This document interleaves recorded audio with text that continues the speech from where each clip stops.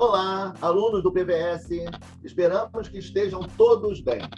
Eu sou o mediador Sérgio e hoje vamos falar sobre World Englishes e a questão da narrativa. Mas antes, inscrevam-se em nosso canal e ativem o sininho de notificações. Vamos lá?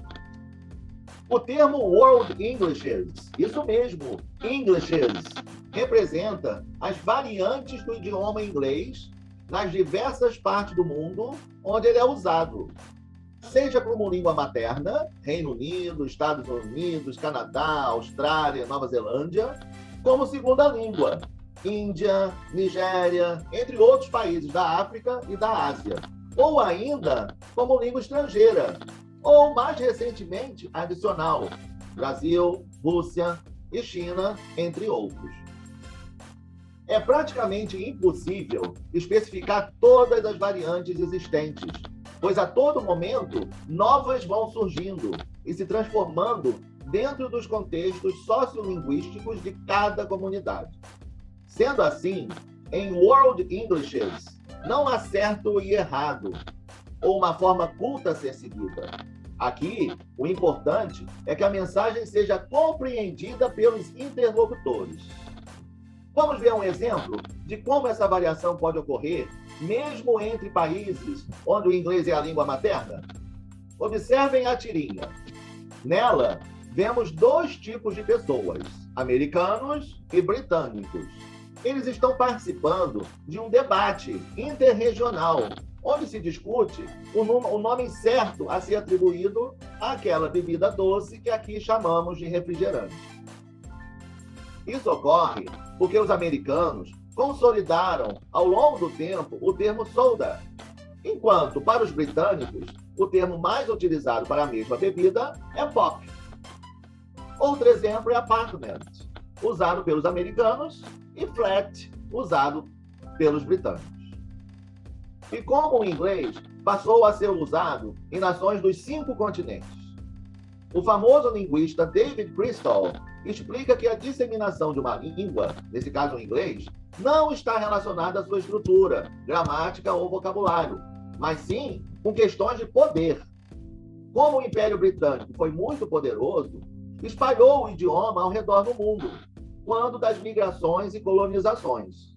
Ao longo de toda a Revolução Industrial, nos séculos 18 e 19, o poder veio também da ciência e da tecnologia, e a maioria das produções científicas eram, e ainda são até hoje, registradas em inglês.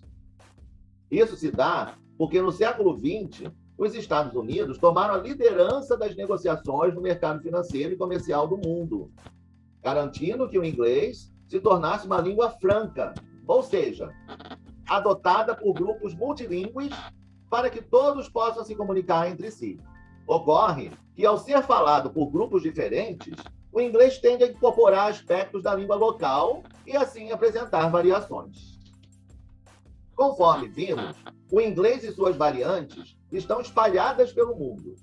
Ao entrar em contato com a língua local, o inglês acaba sendo influenciado e absorvendo elementos culturais daquele povo, como ideologias, religiões, usos e costumes.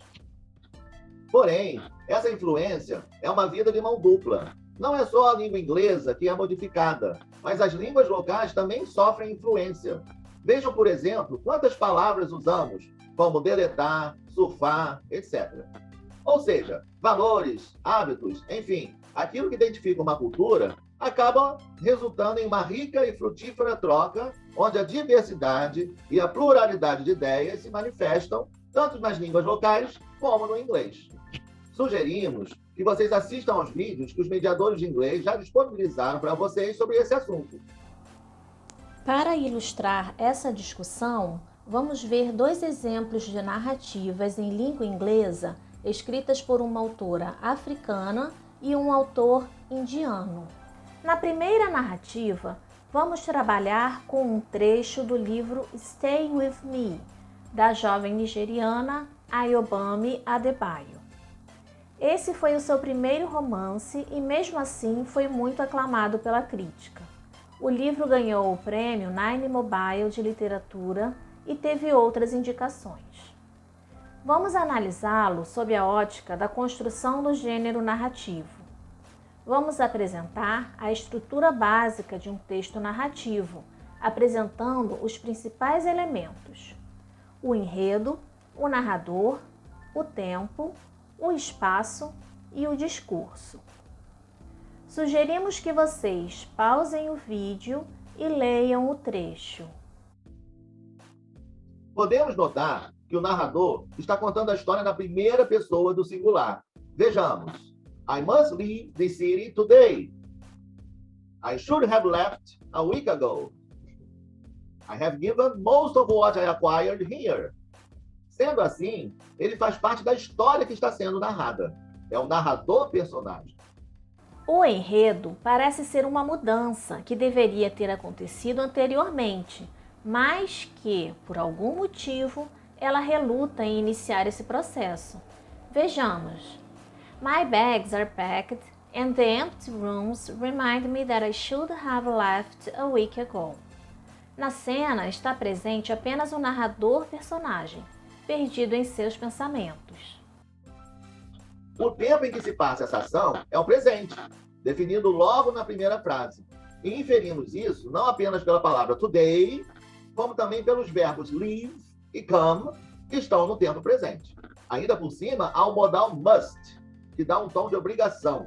Ela deveria sair da cidade. I must leave the city today and come to you. O espaço da história é a própria casa do narrador-personagem, como podemos verificar na frase But my bags still sit in the living room, gathering dust. Com relação ao discurso, em geral, é indireto, com o narrador em primeira pessoa.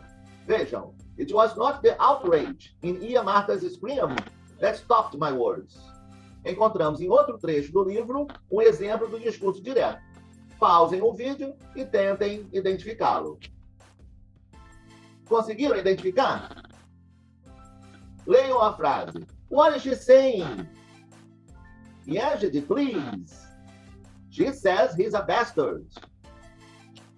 O discurso é direto, pois a própria voz do personagem é ouvida, seja Babalola, Akin ou Fumi. Podemos identificar isso pelo uso de aspas, que identifica a voz do personagem. No caso do discurso indireto, essa fala seria relatada pelo narrador, alterando-se o tempo verbal e retirando as aspas e o ponto de interrogação. Veja como ocorre no primeiro exemplo. Babalola asked the new wife what she was saying. Vamos agora estudar alguns exemplos da influência do World English na obra Cantapura do romancista indiano Raja Rao, que contribuiu de forma significativa para a literatura indo-britânica e mundial como um todo.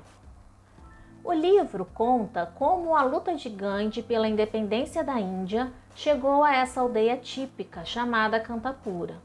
A narradora é uma mulher idosa que conhece muito bem todos os personagens e comenta suas ações com muita sabedoria. Vejamos esse trecho. As palavras compostas Gandhi Man e Corner House não fazem parte do inglês padrão. Foram criadas pelo escritor para melhor expressar suas ideias ao leitor. Nessa próxima passagem, o autor traduz de forma literal para o inglês provérbios indianos. Cerimônias religiosas da Índia também foram traduzidas livremente para o inglês, tais como: no nível sintático, o autor ordena a sentença conforme o dialeto indiano Canadá, onde o verbo precede o sujeito. Abaixo vemos outro exemplo onde a ordenação ocorre conforme o padrão de pensamento indiano, mas a escrita ocorre em língua inglesa. Além das narrativas, podemos identificar ocorrências de World English em anúncios comerciais escritos em Hinglish, que é a variante moderna do inglês indiano. Observem os slogans. Como podemos observar, o World English está realmente presente em vários países no mundo. Agora que vocês conheceram um pouco mais sobre o World Englishes e sua presença nas narrativas de autores estrangeiros, vamos resolver uma questão do Enem 2020 sobre o assunto? Pausem o vídeo e leiam o texto com atenção. Agora vejamos a questão. A passagem do romance da escritora nigeriana traz um diálogo entre duas mulheres negras, a cabeleireira Aisha e a cliente Ifemelu. O posicionamento da cliente é sustentado por argumentos que: opção A, reforçam um padrão de beleza. Opção B, retratam um conflito de gerações. Opção C, revelam uma atitude de resistência. Opção D, demonstram uma postura de imaturidade. Opção E, evidenciam uma mudança de comportamento. No diálogo, a cabeleireira Aisha questiona sua cliente, Femelu, por não ter feito o alisamento no cabelo. Why you don't have a relaxer?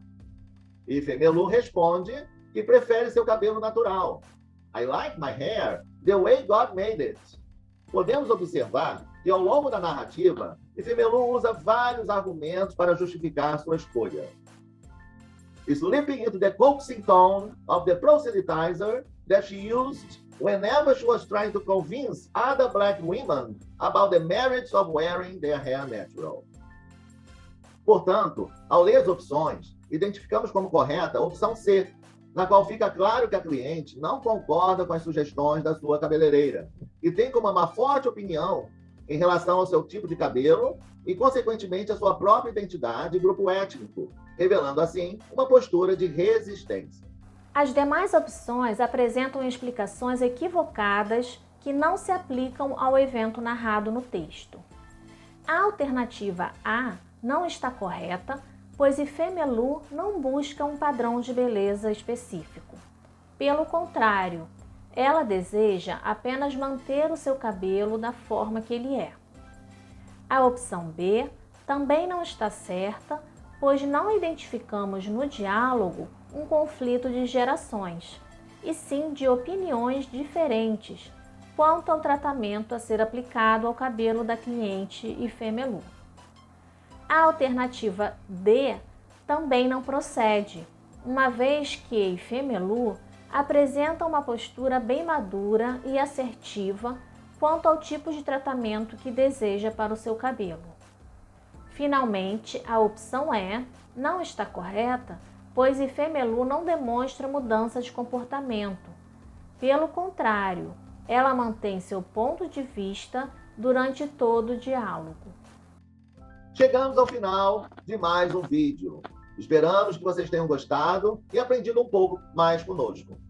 Continue assistindo aos vídeos e se preparando para as provas. Se tiverem alguma dúvida, entre em contato pela nossa página oficial no Facebook e não deixe de fazer os simulados no final de cada mês.